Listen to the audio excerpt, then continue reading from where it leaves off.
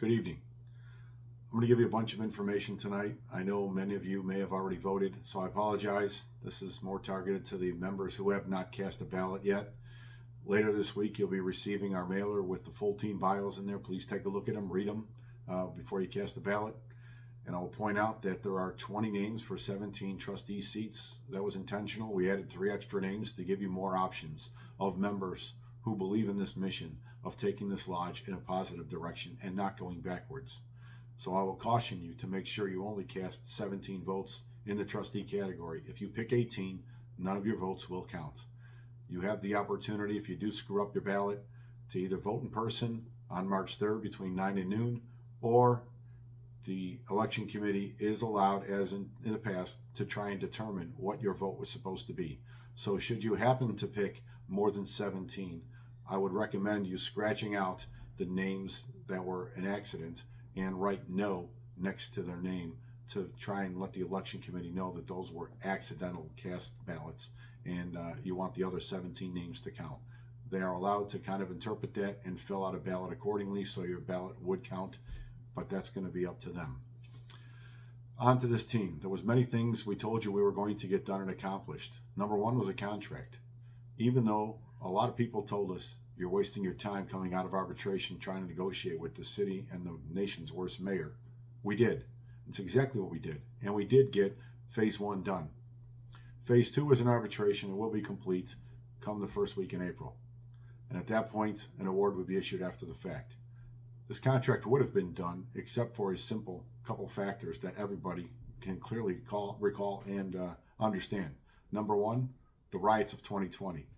That not only set our schedule back, but the city's availability also. Not just the riots, the Columbus statue assault. 2020 was one nightmare after another, not only for you working on the street, but for this union representing you. There was a lot of things that never been thrown at the FOP before, and we rolled with those punches. And as soon as we got phase 1 off the books and started focusing on phase 2, Ella was tragically killed, Carlos was shot, and again, everything grinded to a halt pretty quickly there. As we came out of this other side of that tragedy, then this mayor and this city came up with that ridiculous COVID Portland policy. That stopped everything at the union for over 3 months, walking members through that process at headquarters, 20 hours a day almost sometimes. And again, making sure that everybody had the representation they requested to fight this policy. And that fight and that court battle and that small victory got time. Literally 3,200 officers were granted an exemption, approval, because we fought, along with the PBPA sergeants, lieutenants, and captains, and didn't go hide in a corner like every other union in this city did. And I'm damn proud of that fight, and I hope you are too, because that's what you pay dues for. It wasn't about the jab. It was about your collective bargaining rights and the city's obligation to negotiate the effects of a policy that violates the collective bargaining right. They admitted they had that obligation. They just didn't do it, and they said, to hell with it. Here's the policy. Now what? So, those 2 specific incidents, if not for those, this contract would have been complete even if we did finish phase 2 in arbitration prior to that. But here we are. And even as we entered 2022, there was many emails I could show you where I told the city we were available 12, 14 dates, and they came back with 1 or 2 available dates. There was no desire to get this contract finished. You can determine why. But it will be done. We will have an arbitration award. For all practical purposes, the contract is done. There is no stopping arbitration at this point. The briefs are filed. The positions to the proposals from each side have been tendered to the arbitrator, and the responses to those briefs will be due next week. Onward the process goes. Mediation will be March 3rd and 4th. Curious to see what happens. If this mayor is not in the runoff as expected, what happens with mediation going forward, knowing she will not be in charge of this city, to be determined. But I'll let you know when that kind of pops up. So back to the vision and voice team. So the contract was one thing. There was a lot of discipline incidents. There was so much that was thrown at this lodge that I believe we did a hell of a job fighting. And I hope you appreciate that fight. But I'm not going to recite every single little thing. Let the opposition keep talking about what they claim didn't get done. The members know otherwise. And not only the standard business of cleaning up grievances from 2015 that the previous administration did not do. Danny Gorman, your second vice president, has been doing a yeoman's work clearing up that backlog and getting cases to arbitration sooner than ever before, so people are not waiting 3 and 4 years for a decision for discipline recommendations. Um, what he has done with grievance discipline is second to none. And I could tell you his opponent couldn't hold a candle to him. Doesn't even understand the other end of the process. Certainly knows how to file a grievance, but not how to defend one. And try and pick and choose your battles as opposed to filing a grievance for every little thing under the sun. But it's night and day, that decision. Let's back up to your first vice president. Mike Meddy started this term as the legal defense chairman, which he still holds that position. But I could tell you his kind of position changed midway through in negotiations in phase one when we created a new position for him as the mental health coordinator. That salary is not reimbursed by the lodge to the city. The city even picks that salary up. It allowed us to bring one more person upstairs to fill Mike's vacancy as he went down to the second floor and trying to save officers' lives and jobs. And what he has done is amazing, second to none. He has transformed what the union has ever been perceived of when it comes to helping officers, when it comes to substance abuse, mental health issues, you name it. Mike has been recognized across this country from other FOP and even the national organization for the work he has done and what Lodge 7 has done in trying to lay a foundation for all other lodges to kind of follow and become more engaged to try and save officers' lives in the most difficult profession in America today. So, does Mike deserve your vote? Do I even have to answer that? I mean, I couldn't be prouder. I'm amazed at where he has taken this. He has exceeded my expectations about what we were hoping to do when it came to officer wellness. I can assure you of that, and we're going to continue to strive to do more and more and more with your support going forward. I already talked about Danny Gorman as second vice president. Let's move to third vice president. Fernando Flores mandatorily retired. He had a great 3 years. He will be moving down to trustee. Monica Ortiz will be moving up to that spot. Does Monica Ortiz deserve your vote? Monica Ortiz was a leading vote getter 3 years ago for all the trustees, and she has not stopped, and that's why she was brought up since about halfway through when Mike went to the second floor as the mental health coordinator. I brought Monica upstairs to be a full-time field rep to work for the members and specialize in medical role stuff and health-related concerns and grievances. And Monica has literally poured her heart and soul into that job 24/7. And that's why she is running as the third vice president on this ticket. She would be the highest ranking female to ever hold office at FOP Lodge 7 with your support. She deserved your vote 3 years ago. She even deserves it more now going forward. And let's make sure that Monica continues her mission to give members the best health care coverage and disability coverage that we possibly can get our members, and making sure that medical grievances are adjudicated in a timely fashion. I can go all the way down the ticket and with Dennis McGuire. Let's talk about Dennis for a second in the treasurer's office. The irony is Dennis ran with the other team last time. He had a come to Jesus moment and realizes the direction that this team is going is a hell of a lot more productive for the membership than what the other team presented last time and what those remaining members of that team this time is giving the membership. But when Dennis walked in the door and did kind of something entirely different, put everything online for Lodge 7's treasurer's office, which had not been done to that point. We started investing our assets into funds that collected interest as opposed to CDs, which historically was the way Lodge did business for decades. It was just easy because money didn't need to be babysat, really. Well, it takes a little more attention now going forward. And Dennis's resume, as far as charging financial crimes, money laundering cases, his opponent couldn't even begin to dream about some of the things Dennis has done on this job. I'm not knocking her as an officer. I'm knocking her qualifications. This is an intense job, and the treasurer's office might be the second most important job on this ticket, because you really need to know, more than ever, where he has put this lodge, financially speaking, what you're doing to not make sure that this lodge becomes the target of a financial investigation. And I can assure you, no matter what the opposition talks about, there is no financial improprieties with this lodge, this administration, or myself. Or Dennis certainly would have kind of lit the beacon call to highlight that and remedy it or outed it if it was going on. That hasn't happened. So you're basically calling Dennis's integrity in question, and Dennis McGuire's integrity is second to none. And he absolutely deserves your vote as treasurer. Rob Noseda. Rob Noseda has expanded what the recording secretary's position has done.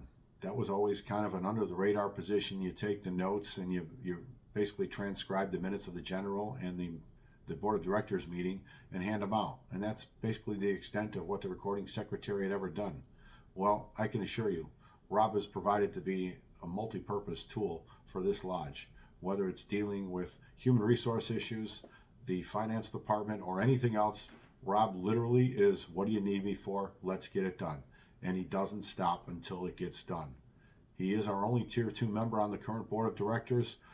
Rob will be running for re-election as recording secretary, and hopefully you give him your support. He absolutely deserves it.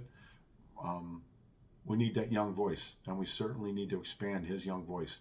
And what he has done for military members around the holiday seasons, along with Tier 2 members, shouldn't be forgotten. That is something the lodge has never really done before either. Remembering our officers serving elsewhere in a holiday when they can't be around their friends and family, sending them care packages. That was Rob's idea. And there's a whole hell of a lot of other ideas Rob's come up with. And he absolutely deserves your vote. Jim Jack Stavich, everybody's favorite guy, the awards guy. The entertainment value alone at general membership meetings, should be given those awards, and just a feel-good story is more than, reason enough. But let me tell you, the effort that Jim puts in to general grievances, standard grievances when there's just contractual violations, not discipline.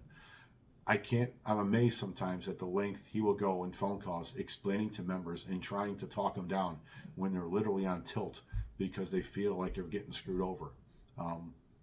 He gives second to none customer service. It's not even close. And Jimmy absolutely deserves your vote going forward. I hope you can appreciate what this team has done. And, I will tell you that should I personally get reelected, you know who my field reps are going to be. It's the names I just mentioned to you. And there will be one change. Kenyatta Gaines will be coming upstairs to be a full-time field rep also if I get elected. Now, my opposition still hasn't really said or committed publicly. They've hinted around who the field reps will be working for you day to day should Bob Bartlett become your president. I will tell you, Mike Cosentino will continue to be our PAC director. Mike Cosentino has done amazing work in city council and specifically in Springfield with politicians down there as the PAC director. We increased your dues to be more engaged politically than ever before, and it has paid dividends. I'll give you one example. The 3% COLA bill that we were originally on with the fire department back in 2019. The sad reality is it seems our opposition is willing to tank the movement that we have gotten trying to remedy that mess up, because we were dumped off that bill in March of 2020, 2 months before this administration even took office. We walked into basically now what? And we had a plan. The plan was been in effect, trying to determine what that was going to be. We've been working on that, and it has resulted in a bill being produced by the senator who they said would never work with us as long as I'm president. Bob Martwick did sponsor this bill. Bill Cunningham helped draft the language to make sure it was a reality. And here we are, on the cusp of eliminating the birthday restriction once and for all and having parity with the fire department. But yet, what does the opposition do? They're almost encouraging representatives and senators down in Springfield to vote against this bill, even though we would have never brought it forward had we not thought we had enough votes to secure it once and for all. It's almost as if they're trying to tank it. What would they do if this bill tanks? They're going to blame me, even though they're responsible. I mean, can you even write this stuff? What kind of person in their right mind roots for a bill to fail that benefits this membership?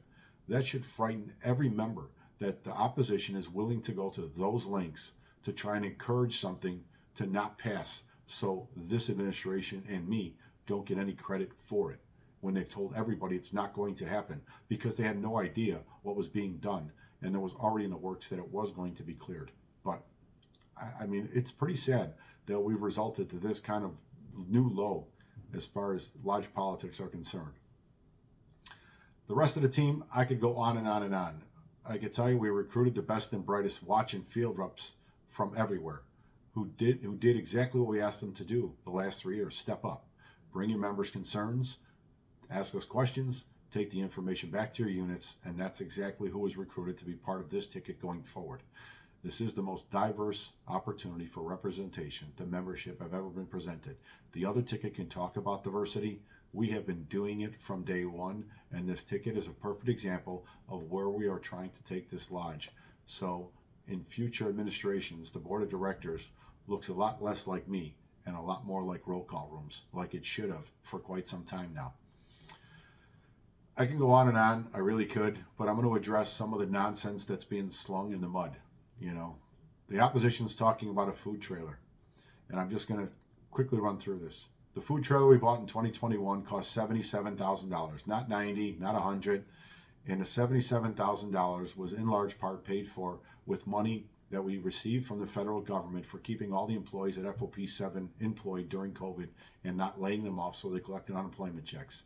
Those reimbursements from the federal government were 3 different payments, and they totaled about $72,000. All I said was we should re-enlist that money back into the membership and do something fraternal. The food that gets cooked for by the trailer gets paid for by the sponsorships on the outside of the trailer. Yet again, not dues money. My opponent not only went on local news to air union business and dirty laundry, which should never happen, but that's what happened, and was talking about the fact that we shouldn't be doing anything fraternal like that. Officers can buy their own food. So if we can provide you with a free meal and some conversation and access to your union, we shouldn't be doing that, according to my opponent. That's the FOP he wants. Less representation, not more. Less fraternalism, not more. We told you when we took over 3 years ago, we were going to do more than the FOP has ever done for the membership. I know we have done that when it comes to officer wellness, when it comes to fighting and representing members, not only in grievances and arbitration, but also in the media, more than ever before, when it was the worst time to be the police. So I hope that dispels all the nonsense with the food trailer. We certainly haven't had it out as often as we'd like to, but you know, there's been a lot going on, and you know, should you give us your vote going forward the next 4 years and we get Paul Vallis elected mayor, we certainly expect to have a lot more free time to get the trailer out and promote some more fraternalism. But again, I will remind everybody that that trailer comes with an extra time commitment away from normal FOP duties that we didn't have to undertake. It takes time away from our family and friends. That focus primarily falls on me, but that's okay. This was something I thought we needed to do just to try and lift morale and camaraderie when the department and the city have definitely kicked everybody in the backside repeatedly every chance they got, and it's just been unending. So hopefully you feel a little bit better about what this union has done on your behalf. Let's talk about some other things. Money. They keep talking about how we waste money. Our bottom line has increased by $3 million since we took office. Almost $1 million have come from investments. $2 million have come from the dues increase, no doubt. But nearly $800,000 plus have come from investments, as I told you, what Dennis McGuire has done with the bottom line for the treasurer's office. But they're also talking about and making allegations, not only that I'm, rigging this election, because the ballots went out earlier than they were supposed to, as if I had any control over that, even though every candidate was made aware that that was the election committee's independent decision to do that. But here they are, still making false allegations that they know aren't true. Again, if they'll do it to me during a campaign, what do you think they're going to do for the membership going forward? It's all about themselves. It is not about the membership. They will literally burn this to the ground just to be in charge. But they talk about $20,000 that Lodge 7 gave me specifically in 2021 to run for National FOP President. I made no bones about it. I was extremely unhappy and disappointed that the National FOP did not have a louder voice when it came to the COVID fight and the riots. That was why I did intend on running in Indianapolis for National FOP President in August of that year. In the summertime, the state FOP decided that if this was the direction I was going, they were going to give me money for my campaign. Then Lodge 7 Board of Directors decided that if the state was giving me money, they should also give me money and show that they support this endeavor going forward prior to Indianapolis that year. So the Board of Directors voted to give me $20,000. I had no intention on the usual buying hot sauce bottles, vodka, applesauce, you name it, and slapping your name on it there and trying to encourage, attendees to the conference to give me their vote. I tried to do something different with that money that was given to me. And I didn't know what at first it was going to be, but the answer came sadly far too quickly, because shortly after that vote in August, Ella French was murdered. And I decided that every delegate at the national conference was going to get an Ella French t-shirt. That was just the right thing to do. My name was nowhere on those t-shirts. So the money the Lodge 7 Board of Directors gave me was spent buying t-shirts where 4,000 of those shirts were given to all the delegates at the conference in Indianapolis. So that turns into John stealing lodge money. That's literally what they are saying at roll calls, on text messages, and emails. Again, they will say anything to get elected.